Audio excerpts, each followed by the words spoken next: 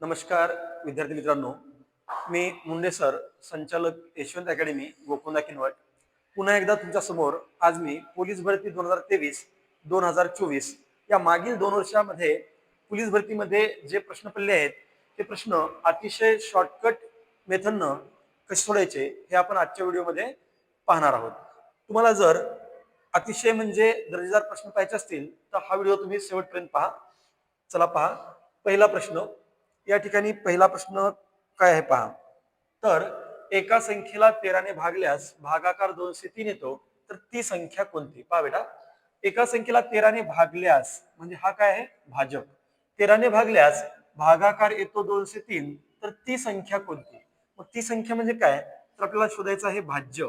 ठीक आहे, आपल्याला भाज्य शोधायचं आहे. भाज्य कसा शोधायचा असतो? तर भाज्य बरोबर भाजक गुणिले भागाकार आणि प्लस या ठिकाणी काय असतं बेटा? बाकी. ठीक आहे, आता मला सांगा कितीने भागल्यास? 13ने भागल्यास म्हणजे भाजक किती आहे? 13. भागाकार किती येतो बेटा? 203 आणि प्लस बाकी आपल्याला काही सांगितले नाही, याचा अर्थ बाकी असायला पाहिजे 0. पहा मग आता या दोघांचा गुणाकार करा. 33 39, 39 ला 9 हातचे 3, 13 0 0 हातचे 3 आणि 13 दोन्ही 26. ठीक आहे, 2639 आणि प्लस बेटा बाकी किती आहे? 0. मग बघा 2639 प्लस 0 बरोबर 2600 किती होणार? 39. म्हणजे ती संख्या म्हणजेच भाज्य किती यायला पाहिजे? तर पहा, पर्याय नंबर 1 दिसतो, 2639. म्हणजे आपल्या प्रश्नाचं उत्तर पर्याय नंबर 1 असेल. चला, हा जो प्रश्न होता तो बुलढाणा पोलीस 2023 मध्ये आलेला आहे पहा. चला, आता नेक्स्ट क्वेश्चन आपल्याला विचारलं, पुढील पैकी कोणती संख्या वर्ग संख्या आहे? ठीक आहे, पुढील पैकी कोणती संख्या ही वर्ग संख्या आहे? तर आता बघा आपण एक नियम पाहू. वर्गसंख्येच्या बेटा एकक स्थानी, वर्गसंख्येच्या एकक स्थानी काय असते आणि काय नसते हे आपण पाहू. वर्गसंख्येच्या एकक स्थानी असते आणि वर्गसंख्येच्या एकक स्थानी नसते. ठीक आहे, मग काय काय असते बघा. कोणत्याही वर्गसंख्येच्या एकक स्थानी 0 असतो, 1 असतो, ठीक आहे, 4 असतो, 5 असतो, 6 असतो आणि 9 असतो. कोणत्याही वर्गसंख्येच्या एकक स्थानी 0 असू शकतो, 1 असतो, 4 असतो, 5 असतो, 6 असतो, 9 असतो. पण कोणत्याही वर्गसंख्येच्या एकक स्थानी बेटा 2 नसते, 3 नसते, 7 नसते आणि 8 नसते. हा नियम आपल्याला आता लक्षात ठेवायचा आहे. मग पहा, खालीलपैकी कोणती संख्या वर्गसंख्या आहे? मला सांगा. आपलं उत्तर पर्याय नंबर 4 होईल का? नाही. का? तर वर्गसंख्येच्या एकक स्थानी कधीच 8 नसतो बेटा. इथे एकक स्थानी आपल्याला 8 दिसतो, म्हणजे आपलं उत्तर पर्याय नंबर 4 नसेल. त्यानंतर आपलं उत्तर पर्याय नंबर 3 पण नसेल. का? तर वर्गसंख्येच्या एकक स्थानी कधीच 2 नसतो, मग इथं तर आपल्याला एकक स्थानी 2 दिसतो, आपलं उत्तर पर्याय नंबर 3 पण होणार नाही. बेटा आता पहिल्या पर्यायाकडे या. पहिल्या पर्यायामध्ये एकक स्थानी किती दिसतो? 3 दिसतो, आणि एकक स्थानी जर 3 असेल तर हे आपली वर्गसंख्या होऊ शकत नाही. का? तर वर्गसंख्येच्या एकक स्थानी 3 पण नसतो.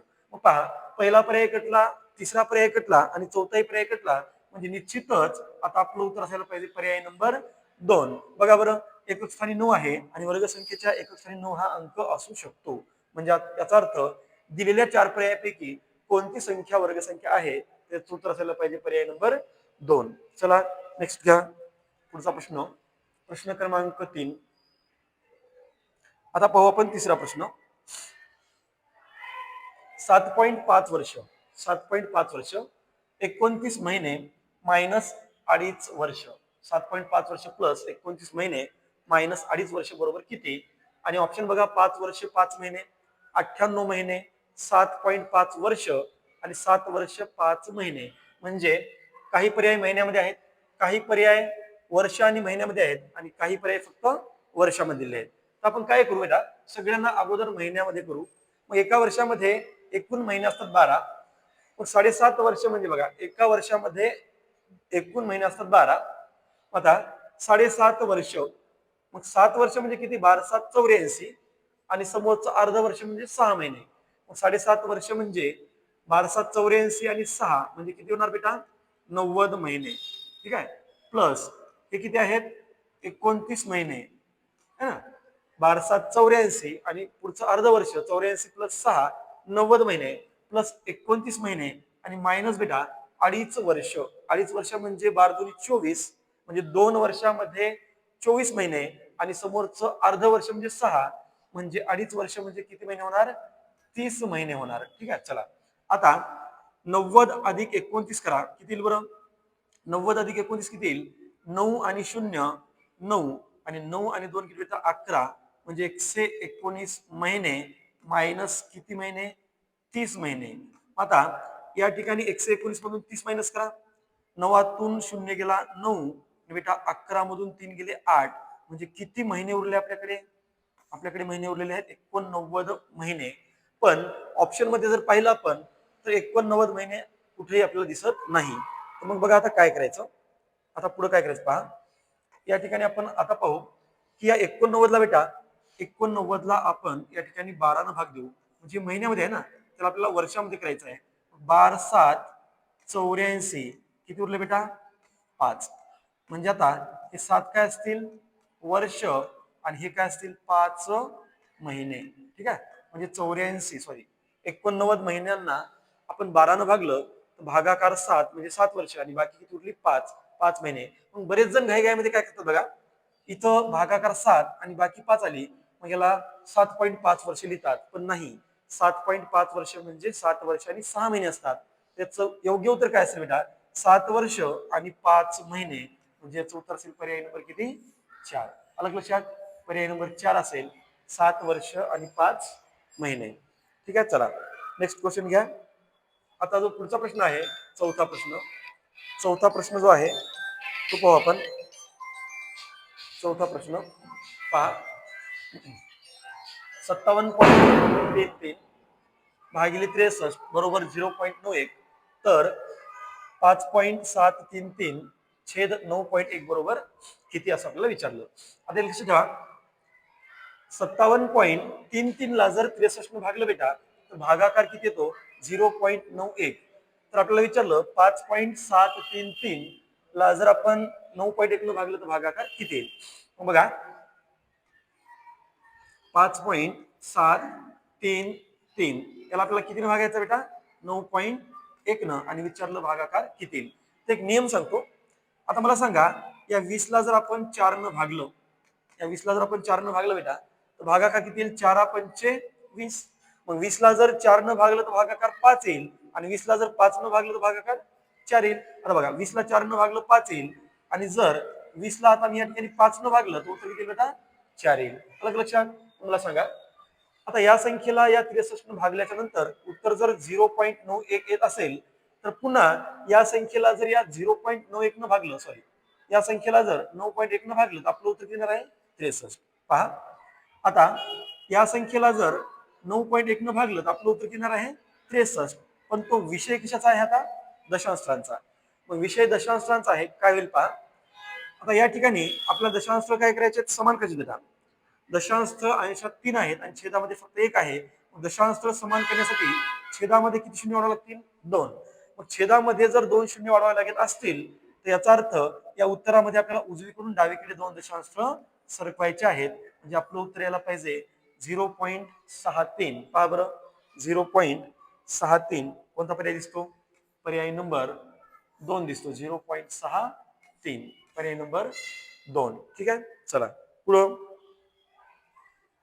प्रश्न क्रमांक 5.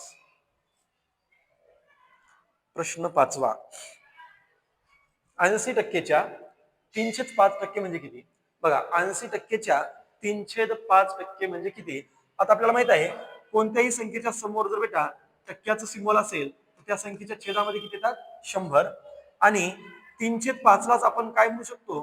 तर 0.6. 3/5 दशांश पूर्णांकात रूपांतर केलं तर 0. किती येईल? 6. पहा आता आपल्याला काय सांगितलं? 80%. 80% म्हणजे काय? 80/100. आता च्या म्हणजे गुणाकार घ्या. 3/5%.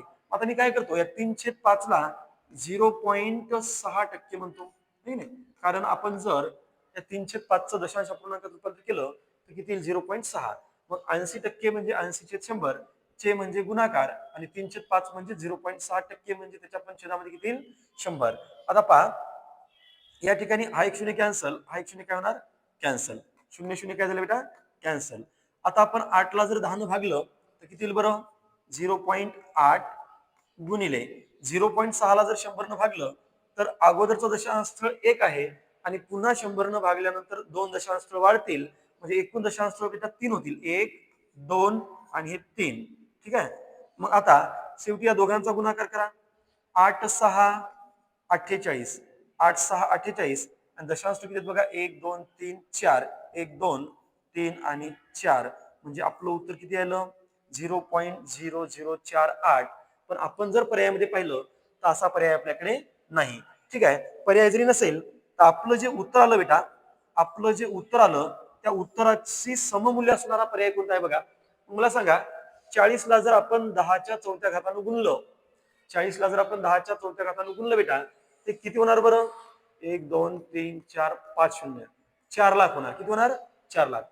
40 गुणिले 10चा चौथा घात म्हणजे 4 लाख. मग हे 4 लाख आपल्या उत्तराशी सममूल्य आहे का नाही याचा अर्थ पहिला ऑप्शन आपलं उत्तर होणार नाही. त्याच्यानंतर 48 ला 10च्या तिसऱ्या घाताने गुणलं बेटा, 48 ला 10च्या तिसऱ्या घाताने गुणलं तर 48च्या समोर किती शून्य वाढतील 3 शून्य वाढतील. मला सांगा आपलं उत्तर 48 आलं इथं पण आपण काढलेलं उत्तर 48 आहे का नाही याच्याशी हाही पर्याय सममूल्य नाही. त्याच्यानंतर इथं जाऊ आपण 4.8, 4.8 ला जर 10च्या तिसऱ्या घाताने गुणलं तर दशांश स्थळ उजवीकडे किती घर सरकणार 3, एक घर सरकलं आणि 2 घर सरकलं त्याचं उत्तर किती आलं बेटा 4800. मग 4800 आणि आपलं आलेलं उत्तर हे सममूल्य आहे का नाही याचा अर्थ आपलं उत्तर पर्याय नंबर 1 होणार नाही का. तर आपलं उत्तर जे आहे त्याची किंमत आहे 0.0048 आणि पहिल्या ऑप्शनची किंमत आहे 4 लाख सममूल्य नाही. दुसऱ्या ऑप्शनची किंमत आहे 48,000 आपल्या उत्तराशी सममूल्य नाही. तिसऱ्या ऑप्शनचं उत्तर आहे 4800 पण आपल्या उत्तराशी सममूल्य नाही. मग जर 3 पर्याय बेटा कटले असतील, 3 पर्याय जर आता या ठिकाणी कटले असतील तर निश्चितच आपलं उत्तर असायला पाहिजे 4.8 गुणिले 10चा निगेटिव्ह तिसरा घात. आता ते सांग तुम्हाला कसं पहा याची किंमत आपल्या उत्तराशी सममूल्य कशी येते पहा. 4 पॉइंट पहा 4 पॉइंट किती आहे 4.8 गुणिले 10चा निगेटिव्ह तिसरा घात. आता कधी लक्षात ठेवायचं गुणाकारामध्ये जर 10चा पॉझिटिव्ह घात असेल दशांश उजवीकडे सरकते आणि निगेटिव्ह घात असेल तर बेटा डावीकडे सरकते. आता मला सांगा या संख्येमध्ये अगोदर दशांश 1 आहे आणि 10चा निगेटिव्ह तिसरा घात असल्यामुळं आणखी दशांश 3 घरी सरकणार. मग पहिलंच एक दशांश स्थळ आणि नंतरचे 3 असे एकूण किती झाले बेटा 4 म्हणजे 1 हे 2 हे 3 आणि हे 4 म्हणजे उत्तर किती आलं बघा 0.0048. म्हणजे पर्याय नंबर 3 ची किंमत आणि आपण काढलेलं जे उत्तर आहे हे सममूल्य आहे. याचा अर्थ आपलं उत्तर असायला पाहिजे पर्याय नंबर 3 जे आहे 4.8 गुणिले 10चा निगेटिव्ह तिसरा घात. चला पुढं आता बघा प्रश्न क्रमांक 6. एका नळातून दर सेकंदाला 25 मिलीलिटर पाणी वाहून जाते. बघा एका नळातून दर सेकंदाला म्हणजे एका सेकंदाला 25 मिली पाणी वाहून जाते तर 2.5 तासामध्ये किती लिटर पाणी वाहून जाईल. ठीक आहे. आता लिटर मध्ये विचारलं पहा. आता मला सांगा 2.5 तास म्हणजे किती बेटा 2.5 तास म्हणजे 2.5 तास. एका तासामध्ये सेकंद किती असतात 3600 है ना. एका तासामध्ये 3600 सेकंद तर 2.5 तासामध्ये सेकंद किती आपण हे पाहू. चला गुणाकार करून घ्या. 25 0 0 25 0 0 25 6 दीडशेला 0 हातचे 15 25 त्रिक 75 आणि 15 बेटा 90 आणि गुन्हे आणि गुणकामध्ये एक दशांश आहे. एक दशांश सरकून द्या. एक दशांश बेटा सरकवलं तर हे किती होणार सेकंद 9000 सेकंद. मला सांगा एका सेकंदात किती पाणी वाहून जाते. एका सेकंदामध्ये 25 ml म्हणजे मिली लिटर पाणी वाहून जाते. तर आता 2.5 तास म्हणजे किती सेकंद आहेत 2.5 तास म्हणजे 9000 सेकंदात किती मिलीलिटर पाणी वाहून गेलं असेल. आता हे बघू आपण. चला आता एकचा काही विषय नाही छेदामध्ये तो या दोघांचा गुणाकार करा. 25 0 0 25 0 0 25 0 0 आणि बेटा 25 9 सव्वा 200 म्हणजे 225 म्हणजे 2.5 तासामध्ये किती मिलीलिटर पाणी वाहून गेलं असेल सांगा. किती मिलीलिटर बा एकक दशक शतक हजार 10,000 लाख 2,25,000 मिलीलिटर. पण आपल्याला जे पर्याय दिले बेटा किती लिटर पाणी वाहून गेलं असेल. मग आता आपल्याला काय करायचं पहा तर या मिलीलिटरचं रूपांतर लिटर मध्ये करायचं आहे. कशाचं या मिलीलिटरचं रूपांतर म्हणजे 2,25,000 मिलीलिटरला लिटर मध्ये करायचं आहे. आणि कधी लक्षात ठेवायचं मिलीलिटरचं रूपांतर जर लिटर मध्ये करायचं असेल तर त्याला हजारने तोडतात म्हणजेच भागतात. हे 3 शून्य कॅन्सल हे 3 शून्य कॅन्सल आणि आपण 225 ला जर 1 न भागलं बेटा तर 225 लिटर एवढं पाणी 2.5 तासामध्ये वाहून गेलं असेल. पहा बरं पर्याय नंबर किती दिसतो 225 लिटर एवढं पाणी 2.5 तासामध्ये वाहून गेलेलं असेल. ठीक आहे चला पुढं नेक्स्ट क्वेश्चन घ्या. प्रश्न पहा आता काय म्हणतो. चला 2 7 6 आणि x यांची सरासरी किती आहे 5 आहे. मला सांगा या ठिकाणी संख्या किती आहेत 2 7 6 आणि x म्हणजे 4 संख्या आहेत आणि त्यांची सरासरी किती आहे बेटा 5 आहे. आणि 18 1 6 x आणि y यांची सरासरी 10 आहे. तर आपल्याला काय विचारलं y ची किंमत किती. ठीक आहे y ची किंमत किती पहा सरासरी 5 आहे. तुला सांगा एक संख्या कोणती आपल्याकडे 2 अधिक 7 अधिक 6 अधिक x ही संख्या झाली बेटा एकूण 4 है ना. 2 अधिक 7 अधिक 6 अधिक x संख्या एकूण 4 आणि यांची सरासरी किती आहे बेटा 5. चला आता काय करा यांची बेरीज 7 2 9 आणि 9 6 15 है ना 15 अधिक x बेटा आणि या 4 ला तिकडे पाठवून द्या. हा 4 तिकडे जाऊन 5 ला गुणेल 4 पंचे 20. आता x बरोबर किती बेटा हे 20 आणि 15 ला इकडे पाठवून द्या तो 20 मधून मायनस होईल. x बरोबर किती तर x बरोबर किती 20 मायनस 15 बरोबर किती आलं 5. म्हणजे तुम्हाला कुणाची किंमत मिळाली x ची. पण आपल्याला विचारली कुणाची किंमत बेटा y ची. चला पुढे जाऊ आता y ची किंमत कशी काढायची पहा. आपण इथं काढली आता x ची किंमत. आता y ची किंमत बघा 18 अधिक 1 अधिक 6 अधिक आता x ची किंमत आपल्याला माहित झाली किती 5. x ची किंमत किती आहे बेटा 5 आणि इथं घ्या अधिक y एकूण संख्या किती झाली आता 1 2 3 4 5 आणि यांची सरासरी किती आहे म्हणते 10 आहे है ना. y यांची सरासरी किती आहे 10 आहे. मग आता बघा 18 आणि 1 19 19 आणि 6 25 आणि 25 आणि 5 किती बेटा 30 30 अधिक किती आहे y आणि या 5 ला तिकडे पाठवा 5 10 किती होणार 50. आता y बरोबर काय तर हे 50 आणि या 30 ला जर तिकडे उजवीकडे पाठवलं बेटा तो 50 मधून मायनस होईल म्हणजे y ची किंमत किती तर 50 मायनस 30 उत्तर यायला पाहिजे आपलं 20. ठीक आहे पहा बरं मग पर्याय नंबर जो 2 आहे सॉरी पर्याय नंबर 3 काय आहे त्याचं उत्तर 20. y ची किंमत किती असायला पाहिजे तर y ची किंमत असायला पाहिजे 20. चला आणखी पुढचा प्रश्न घ्या. प्रश्न क्रमांक 8 जर x बरोबर बघा जर x बरोबर y बरोबर 2z आणि xyz बरोबर 256 तर x बरोबर किती. म्हणजे आता लक्षात ठेवा x बरोबर y बरोबर 2z ठीक आहे ही समानता आहे. x बरोबर y बरोबर 2z ही एक समानता आहे बेटा. आणि कधी लक्षात ठेवायचं या प्रकारच्या समानतेमध्ये ज्याचा सहगुणक मोठा असतो त्या चलाची किंमत कमी असते. मग आता मला सांगा या ठिकाणी काही नाही म्हणजे x चा सहगुणक आपण किती मानू 1 y चा पण सहगुणक या ठिकाणी आपण किती मानू 1 है ना. आणि त्यानंतर z चा सहगुणक किती आहे बेटा 2 z काही नाही म्हणजे आपण 1 मानलं. आता लक्षात ठेवायचं या प्रकारच्या समानतेमध्ये ज्याचा सहगुणक मोठा त्या चलाची किंमत लहान असते. मला सांगा z चा सहगुणक 2 आहे आणि xy चा सहगुणक 1 आहे म्हणजे x आणि y ची किंमत इक्वल असेल आणि x आणि y या दोघांची किंमत z पेक्षा कशी असेल जास्त असेल. आता पहा काय करायचं या 1 चा 2 चा आणि 2 चा म्हणजे 1 चा आणि 2 चा काय काढा लसावी काढा. पहा चला आपल्याला माहित आहे 1 चा आणि 2 चा लसावी किती येणार 2. तर आता काय करायचं बेटा x y आणि z या तिघांचं गुणोत्तर कसं मिळेल तर सांगा की 2 चा आणि 1 चा लसावी किती आहे बेटा 2. सगळीकडे लसावी 2 घ्या इथेही 2 घ्या. आता याला 2 ला या लसावीला 1 न भाग द्या, इथं पण किती न भाग द्या, 1 न भाग द्या, आणि इथं किती न भाग द्या, 2 न भाग द्या. बघा 2चा आणि 1चा लसावी 2, 2 ला 1 न भागायचं, पुन्हा 2 ला 1 न भागायचं, आणि पुन्हा 2 ला या 2 न भागायचं. तर यांचं गुणोत्तर किती असेल पहा. आता 2 ला जर 1 न तोललं तर किती येईल, 2च येईल. पुन्हा 2 ला 1 न तोललं तर किती येईल, 2च येईल. आणि पुन्हा इकडे येईल बे एक बे. आता हे कुणाचं गुणोत्तर झालं, एक्स वाय आणि झेडचं. ठीक आहे, एक्स वाय झेडचं हे गुणोत्तर असेल. आता मला सांगा, आपण या ठिकाणी एक्स वाय झेड बरोबर 256, म्हणजे एक्स वाय झेडचा गुणाकार किती आहे, 256. तर एक्स वाय झेडचं गुणोत्तर किती आपल्याकडे, 2 1 आहे.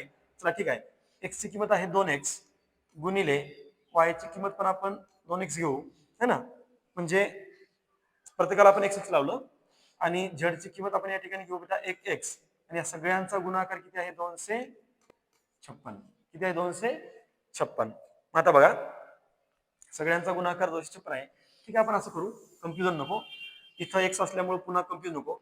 आपण हे 2a म्हणू, काय 2a गुणिले 2a आणि गुणिले 1a बरोबर 200 किती 56. चला, बे दुनी 4, 4 1 4, आणि a गुणिले a म्हणजे याचा किती भाग होता, तिसरा घात, आणि या ठिकाणी आहे 200 किती 56.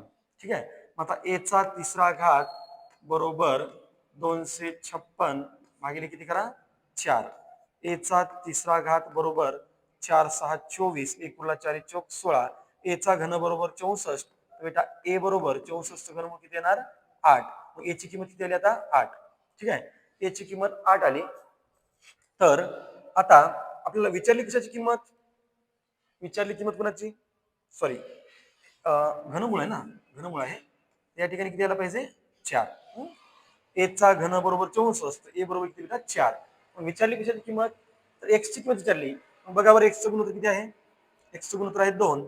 मग एक्स ची किंमत किती, तर एक्स बरोबर एक्सचं गुणोत्तर आहे 2, आणि या ठिकाणी याची किंमत किती आली बेटा, याची 4. म्हणजे एक्स ची किंमत किती असायला पाहिजे, एक्स ची किंमत असायला पाहिजे 8. बघा पर्याय नंबर 3 मध्ये दिसतो आपल्याला किती 8. ठीक आहे, चला पुढे घ्या. चला आता हा 9वा प्रश्न, प्रश्न क्रमांक 9 बघा आपल्यासाठी. एका संत्र्याची किंमत 7 रुपये आहे. काय सांगितलं पहा, एका संत्र्याची किंमत 7 रुपये आहे, आणि एका टरबुजाची किंमत बेटा 5 रुपये आहे, है ना. एका संत्र्याची किंमत 7 रुपये आहे, एका टरबुजाची किंमत 5 रुपये आहे. जर एका व्यक्तीने 38 रुपयाची फळे आणली, तर त्या व्यक्तीने किती संत्र्यांची खरेदी केली, पहा. त्या व्यक्तीने 38 रुपयाची फळ आणले, तर त्या व्यक्तीने किती संत्रे खरेदी केली म्हणते. तर याचं उत्तर बेटा आपल्याला पर्यायातून जावं लागेल. कसं पहा, आता आपल्याला विचारलं त्या व्यक्तीने किती संत्र्यांची खरेदी केली. आता आपण असं म्हणू की त्या व्यक्तीने 2 संत्र्यांची काय केली, खरेदी केली. चला मला सांगा, त्या व्यक्तीने एकूण किती रुपयाची खरेदी केली बेटा, 38 रुपये. 38 रुपयाची खरेदी केली, आणि आपण मानलं की त्यानं किती संत्रे खरेदी केले, 2. मग एका संत्र्याची किंमत किती आहे, 7.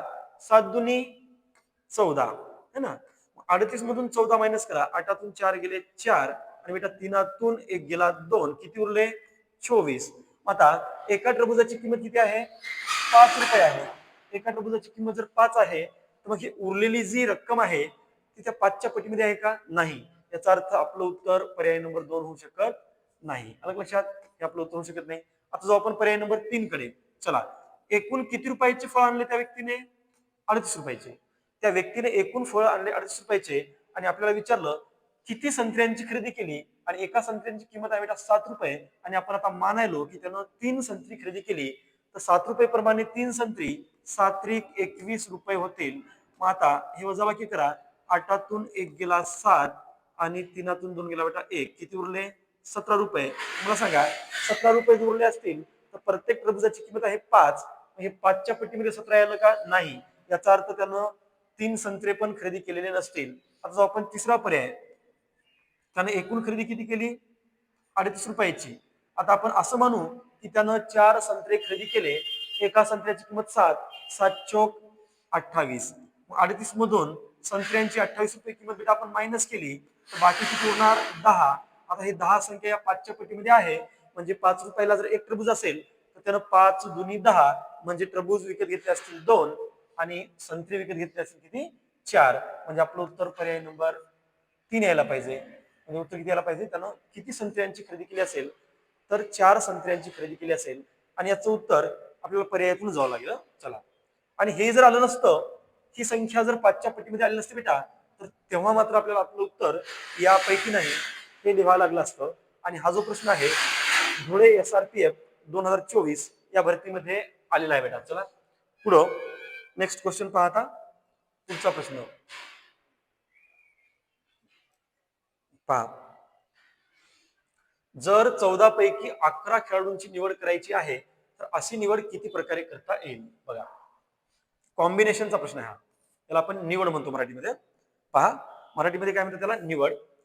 तर 14 पैकी आपल्याला 11 खेळाडूंची निवड करायची आहे तर अशा प्रकारची निवड किती प्रकारे करता येईल? कॉम्बिनेशन म्हणजे सी, आणि इथं असते बेटा एन, आणि इथं असते आर. तुम्हाला सांगतो, या कॉम्बिनेशन मध्ये एन म्हणजे काय? तर एकूण घटक 14, आणि आर म्हणजे काय? तर घेतलेले घटक. म्हणजे 14 पैकी 11 जणांची निवड करायची आहे, एकूण घटक 14 आणि घेतलेले घटक आर म्हणजे किती बेटा? 11. तर बघा, कॉम्बिनेशनचा फॉर्म्युला आहे. आता मी या ठिकाणी काय करतो, कॉम्बिनेशन मध्ये इथं किती आहे बेटा? 14, आणि इथं किती आहे? 11 किंवा असं करा. फॉर्म्युला काय आहे बघा, N factorial by N minus R factorial bracket close, आणि पुन्हा बाहेर असेल आर फॅक्टोरियल. ठीक आहे. मग एन म्हणजे काय? तर लक्षात ठेवा, एन म्हणजे आता 14, या ठिकाणी एन म्हणजे काय? तर एन ची किंमत किती असेल? 14 बेटा, आणि आर ची किंमत किती असेल? 11. चला, मग आता एन फॅक्टोरियल म्हणजे काय? तर 14चा फॅक्टोरियल, 14चा factorial by N minus R. N minus R म्हणजे काय? 14 मायनस 11 किती होतात? 14 मधून जर 11 गेले बेटा तर किती होणार? 3 फॅक्टोरियल, आणि गुणिले पुन्हा आर फॅक्टोरियल. आर फॅक्टोरियल म्हणजे किती आहे? 11 फॅक्टोरियल. ठीक आहे, 11 फॅक्टोरियल. आता हे सोडून घ्या. 14 गुणिले 13 गुणिले 12 गुणिले 11 फॅक्टोरियल इथं थांबवा. का थांबवायचं सांगतो. आणि हे 3 फॅक्टोरियल गुणिले इथं किती बेटा? 11 फॅक्टोरियल. ठीक आहे, 11 फॅक्टोरियल. मग आता सांगा, हे 11 फॅक्टोरियल आणि हे 11 फॅक्टोरियल काय झालं बेटा? कॅन्सल. त्याच्यानंतर 3चा फॅक्टोरियल 6 असतो. 3चा फॅक्टोरियल 6. फॅक्टोरियल म्हणजे काय बघा, 3 फॅक्टोरियल म्हणजे 3चा गुणाकार उलट 1 पर्यंत. 3 गुणिले 2 गुणिले 1, 3 दोन्ही 6, 6 1 6. मग या 3चा फॅक्टोरियल किती आहे? 6. या 6 न आपण इथं भाग देऊ. 6 दोन्ही 12. ठीक आहे, 6 दोन्ही 12. मग आता काय काय शिल्लक आहे पहा. 14चा आणि 2चा गुणाकार करा. 14 दोन्ही 28, आणि पुन्हा गुणिले किती बेटा? 13. आता हा गुणाकार करा बरं. 13 8 104, 13 8 104 ला 4 हातचे 10, 13 दोन्ही 26, आणि 26 आणि 10 किती होणार बेटा? 36. म्हणजे आपलं उत्तर द्यायला पाहिजे 364 प्रकारे निवड करता येईल. म्हणजे उत्तर आहे पर्याय नंबर 3. बघा, 364 प्रकारे निवड करता येईल. मग लक्षात ठेवा की कॉम्बिनेशनचा फॉर्म्युला काय आहे? तर N factorial by N minus R factorial, आणि पुन्हा आर फॅक्टोरियल. आता हे झालं पद्धतीनं. आता तुम्हाला एक शॉर्टकट सांगतो पहा. शॉर्टकट कसं? तर पहा, आता शॉर्टकट अतिशय सोप्या पद्धतीने सांगणार आहे मला. हे कॉम्बिनेशन, एकूण घटक किती आहेत बेटा? 14, आणि एकूण घटक म्हणजे घेतलेले घटक किती आहेत? 11. एकूण घटक आहेत 14 आणि घेतलेले घटक आहेत 11. तर बेटा या दोघांमध्ये जो फरक आहे ना, तो फरक पण आपण घेऊ शकतो. म्हणजे आपलं कॅल्क्युलेशन सोपं करण्यासाठी इथं 14 आणि या दोघांमधला फरक पण आपण इथे घेऊ शकतो. मग 14 आणि 11 मधला फरक किती आहे बेटा? 3चा. आता बघा काय करायचं, या 14चा गुणाकार उलट 3 वेळेस. 14चा गुणाकार उलट 3 वेळेस. 14 गुणिले 13 गुणिले 12, आणि छेदामध्ये बेटा या 3चा फॅक्टोरियल म्हणजे 3चा गुणाकार उलट 1 पर्यंत. 3 गुणिले 2 गुणिले 1. आता मला सांगा या ठिकाणी काय होणार? तर 3 दोन्ही 6 आणि 6 1 6. मग हे छेदामध्ये 6 आहे ना, 6 दोन्ही 12. त्यानंतर 14 दुनी 28, आणि पुन्हा गुणिले किती? 13. मग 13 8 104 ला 4 हातचे 10, ते दोन्ही 26, 26 आणि 10 किती होणार होतात? 36. म्हणजे आपलं उत्तर पहा बरं पुन्हा ते चालू की नाही? 364, जे की पर्याय नंबर 3 मध्ये आहे. 364 पद्धतीनं जा किंवा शॉर्टकट मेथडनं जा, आपलं उत्तर येईल 364. त्याला म्हणतात कॉम्बिनेशन, निवड. चला पुढं. 7 गुणिले 6 मीटरच्या 7 गुणिले 6 मीटरच्या आयतामध्ये सर्वात मोठ्या वर्तुळाचे क्षेत्रफळ किती चौरस मीटर असेल. ठीक आहे. बरं, आता 7x6 मीटरचा आयत म्हणजे काय? तर असा आयत बेटा, असा आयत की ज्याची लांबी किती असायला पाहिजे? 7 मीटर, ज्याची रुंदी असायला पाहिजे बेटा 6 मीटर. ठीक आहे. हा झाला 7x6 मीटरचा आयत. या आयतामध्ये सर्वात मोठ्या वर्तुळाचे क्षेत्रफळ किती चौरस मीटर असेल? आता आपण या आयतामध्ये जर सर्वात मोठा वर्तुळ काढला बेटा, तर तो असा असेल. बरोबर. सर्वात मोठा हा वर्तुळ काढला. आता मला सांगा, या वर्तुळानं कुणाला छेदलं? या लांबीला छेदलं. मला सांगा, आता या चौरसाची जेवढी रुंदी असेल तेवढंच या वर्तुळाचा काय असायला पाहिजे? व्यास. ठीक आहे. मला सांगा, या वर्तुळाचा व्यास किती आहे बेटा? या वर्तुळाचा व्यास आहे 6 मीटर. मग याचा अर्थ या वर्तुळाची त्रिज्या किती असेल? तर त्रिज्या ही व्यासाच्या निम्मी असते, म्हणजे किती असायला पाहिजे? 3 मीटर. क्लिअर? चला, दंडनादन. पुढे पाहता या ठिकाणी व्यास असेल 6, त्रिज्या किती असेल बेटा? 3. आपल्याला काय विचारलं? तर त्या वर्तुळाचं क्षेत्रफळ विचारलं. ठीक आहे. मग त्या वर्तुळाचे काय विचारलेलं आहे? तर वर्तुळाचे क्षेत्रफळ विचारलं. आणि बेटा वर्तुळाच्या क्षेत्रफळाचा फॉर्म्युला आहे पाय आर स्क्वेअर. पायची किंमत किती असते बेटा? 22/7. आणि आर स्क्वेअर म्हणजे आपल्याकडे आर किती आहे बेटा? 3. डायरेक्ट 3चा वर्ग करा म्हणजे किती येणार? 9. आता 7 आणि 22 पण एकाच पाड्यामध्ये येत नाहीत, आणि 7 आणि 9 पण एकाच पाड्यामध्ये येत नाहीत. आपण काय करू? वरचा गुणाकार वर करा. 9 दुनी 18 8, हातचे 1. 9 दुनी 18 1 बेटा 19. वरचा गुणाकार 198 आणि छेदामध्ये किती बेटा? 7. चला, आता हा भागाकार आपण एकदम गरीबाच्या पद्धतीने करू, कारण आपल्याला वाटते की मी तोंडी भागाकार करू शकतो, पण बेटा परीक्षेमध्ये गेल्याच्या नंतर छोटे छोटे सुद्धा आपले कॅल्क्युलेशन चुकतात. त्यामुळे घाई करू नका. 198 ला या ठिकाणी आपण किती भाग दिला होता? 7 न. चला, 7 दुनी 14. किती उरले बेटा? 5 उरले. वरचा 8 खाली घ्या. 7 8 56. 7 8 56. 58 मधून 56 मायनस करा. किती उरले? 2. दशांश चिन्ह देऊन 0 वाढवा. 7 दुनी 14. किती उरले बेटा? 6. पुन्हा 0 वाढवा. 7 8 56. बघा बरं, 2 दशांश आपण उत्तर दिलं का? 7 8 56. पुन्हा किती उरले? 4. पहा बरं, आपलं उत्तर 28.28 आहे का ऑप्शन मध्ये? 28.28. म्हणजे 198 जर आपण 7 न भागलं बेटा, तर 2 दशांश वापरत आपलं उत्तर 28 पॉईंट किती यायला पाहिजे? 28. म्हणजे हे काय झालं? तर त्या वर्तुळाचं क्षेत्रफळ, ठीक आहे, किती? 28.28. आणि याला आपण चौरस मीटर म्हणलेलं आणखीन बेटर राहील, कारण समोर असं एकक वगैरे दिलं नाही, पण आपण म्हणू 28.28 चौरस मीटर त्याचं क्षेत्रफळ असायला पाहिजे. चला, नेक्स्ट घ्या. प्रश्न क्रमांक 12. प्रश्न 12 बघा काय म्हणतो. एका लग्न कार्यात 100 लोक होते. एका लग्न कार्यामध्ये 100 लोक होते. प्रत्येकाने प्रत्येकाशी एकदा हस्तांदोलन केले तर एकूण किती हस्तांदोलने होतील? ठीक आहे. चला, आता हस्तांदोलन संख्या आपल्याला कळायची बेटा. हस्तांदोलन, तर हस्तांदोलनाचा फॉर्म्युला काय बघा? n कंसामध्ये n-1/2. ठीक आहे. चला, हा फॉर्म्युला आहे. n कंसामध्ये n-1 आणि भागिले 2. मग बेटा n म्हणजे काय? तर एकूण व्यक्तींची संख्या, आणि n-1 म्हणजे काय? तर त्याच्या मागची संख्या. आपल्या गरीबाच्या भाषेमध्ये बघा, आता गरीबाच्या भाषेमध्ये n म्हणजे एकूण लोक किती बेटा? 100 गुणिले n-1 म्हणजे 100 मधून 1 मायनस करा. किती बेटा? 99. आणि भागिले किती करायचं? 2. चला, आता या ठिकाणी 2 न जर मी इथं 100 ला तोडलं तर 2 पंचे 10 आणि समोरचा एक 0.